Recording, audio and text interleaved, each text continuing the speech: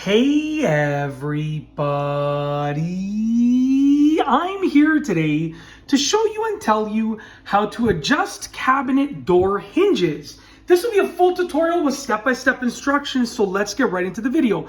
As you can see right here, this is a cabinet door hinge, okay? It is a cabinet door for my basement kitchen. I didn't renovate this kitchen. This is already done when we got the house. So if you're seeing something on here like, oh, why would he do that during the renovation? Like I said, we bought the house and this kitchen was done. I'm very happy that it was renovated. But what I did have to do is I had to go and adjust all of the cabinet doors. So I figured I might as well do a tutorial showing you how to get your cabinet doors nice and straight with uniform openings like this, okay? If your cabinet doors are scraping, if they're uneven, like the bottom is touching, the top is not, this is the way that you adjust them. Now, essentially on each cabinet door, you're gonna have two hinges, one on the bottom, one at the top. You might have more if it's a larger cabinet door, but for regular cabinets, you're probably gonna have two hinges.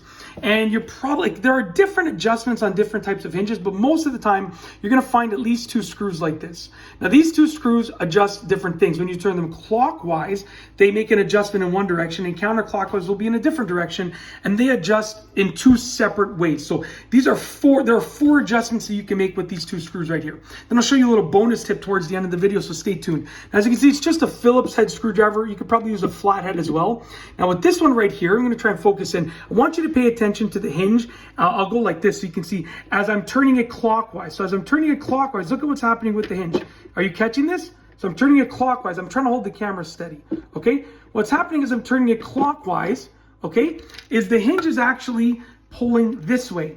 So as I turn it clockwise, because this part of the hinge is pulling this way, then what would happen is for that one right there, for that hinge, the lower part of the cabinet would be brought closer to the center, closer to this side, okay?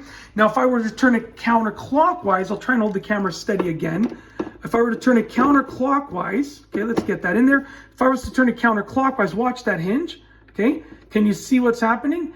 If I'm turning it counterclockwise, it's actually going, we'll look at the bottom of the cabinet. It's probably easier like that. It's actually going towards the outside over there. So by turning it counterclockwise, I'm actually bringing it further that way. So what's going to happen is that gap on the bottom is now bigger. You can see it's much bigger. Now I don't want it to be that big because you can see it's not uniform anymore. So to straighten it out, I would need to make the gap smaller. I would need to turn this clockwise to bring it a little bit closer together. Not all the way like before, but about there would probably be fine. And when I close it now, you can see the gap is much smaller, looks much better. So that's the first adjustment that you can make. Now the second adjustment is actually with the next screw in this case, which this one will actually take the hinge overall and we'll move it further back or further forward. What that's going to do is it brings the lower half in this case of the cabinet, or the upper half if you're doing the upper hinge, brings the lower half of the cabinet of the door away from the cabinet or towards the cabinet. So check this out. This will be a little bit easier to spot, okay? I'm going to start off by turning it clockwise. Watch as I turn it clockwise. You see what's happening there? The hinge is moving towards the back. So by turning it clockwise, and I can't go anymore, I've moved the cabinet door towards the back.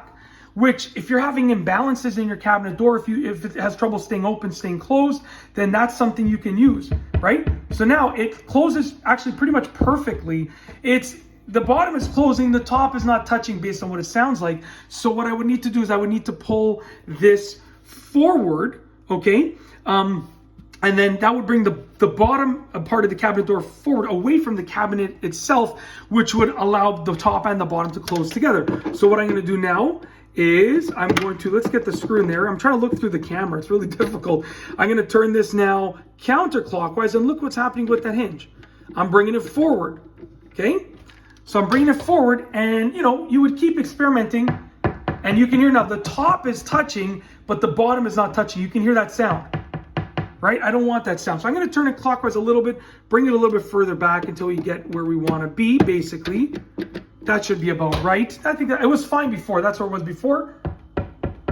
I can hear both touching now. And I do need to put a protector on the top. That's why you hear that clicking. I have the protector over here. I need to put one on the top. I'm not going to show you the top up there. There's no need. But I'm going to put one on the top. But they are closing together. I can hear that they're both touching and I can feel it. Feels good. Now, those are essentially the adjustments that you can make on a cabinet door hinge. As an added bonus, a lot of cabinet doors will have an extra feature that will allow you to remove the hinge easily, which will allow you to remove the door. In this case, there's a little lever back here. If I push this, just like that, I can actually completely remove the cabinet door hinge. So right now the cabinet door hinge is disconnected. Now I am going to connect it because I don't want this cabinet door to end up on the floor.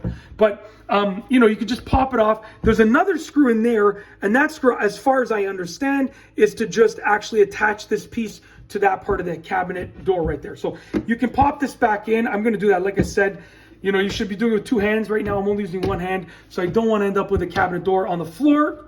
No rhyme intended there. There we go. It should pop in right now. There we go. It's hard to do with 1 hand. There we go. We're good. So now you've seen how to adjust a cabinet door hinge. It's actually really easy to do. And you can find these types of adjustments on most modern cabinet doors. They might look slightly different, but usually you're going to have 2 adjustment screws at the bare minimum. Sometimes you'll even have a third.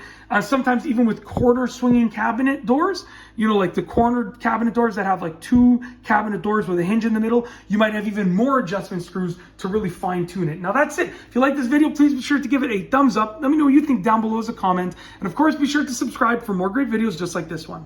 And that's all I have for you today. Thanks for watching.